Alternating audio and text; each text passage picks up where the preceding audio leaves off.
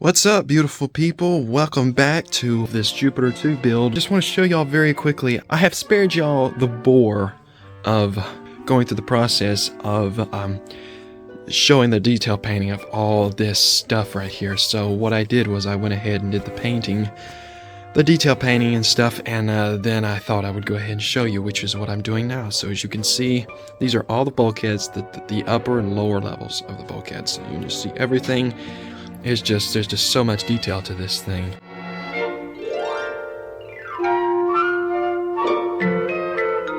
And then we got these consoles right here.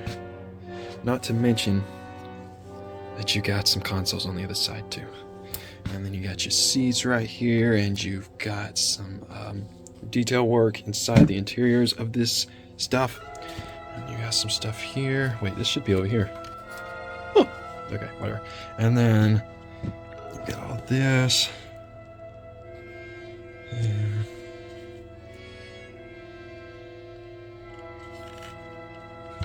then you got detail work back here. And you got some detail work back here. And these.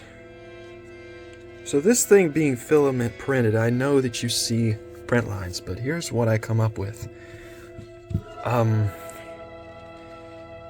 If I were to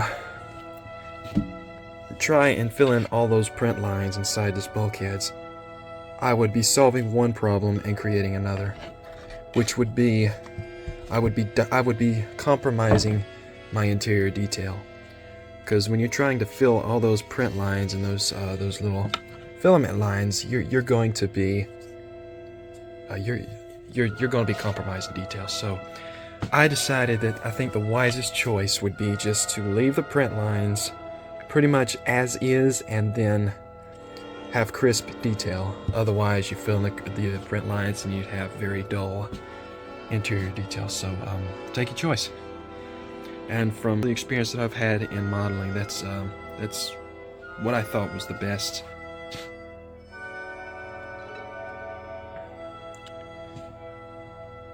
If you were ever planning on doing this kit, printing it out or having somebody else print it out, I would suggest that you either print out or you have it printed out in resin.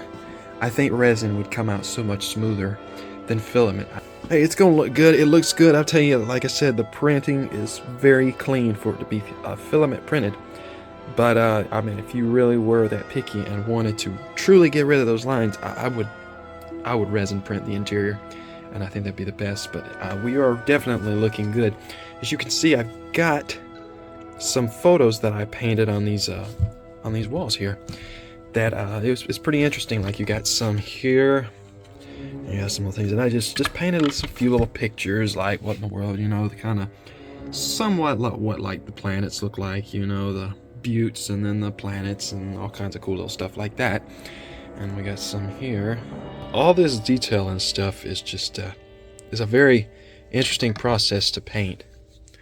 I've never really done a model quite like this before, with this kind of detail in it, to where, I mean, you had parts that are just made into the piece to where you just have to paint around it. You know, most model kits, you have stuff where you glue it in after you paint it, and that's the nice luxury of having a model kit. But yeah, this is a very interesting and very detailed.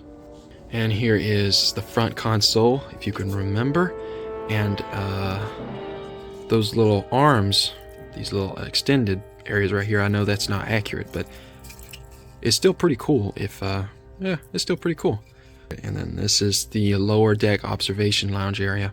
And then here is the astrogator. Everything, I was not given clear pieces, so everything that is clear is going to be pretty much white. And so really quickly, what else I'm working on is this robot for Mr. Hellner.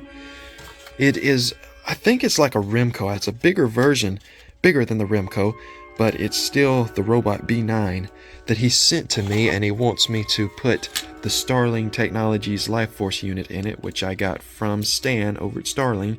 He makes a special kit for like the Remco versions, if you want to put his light sound kit where he talks and all that good stuff inside the Remco you can do that, and it's really cool. So I got that, and I just kind of just gutted everything out. You can see all the little internals there, and there's a little old speaker. So I'm just kind of in the process. I just now gutted everything out, and I'm fixing to get him put together.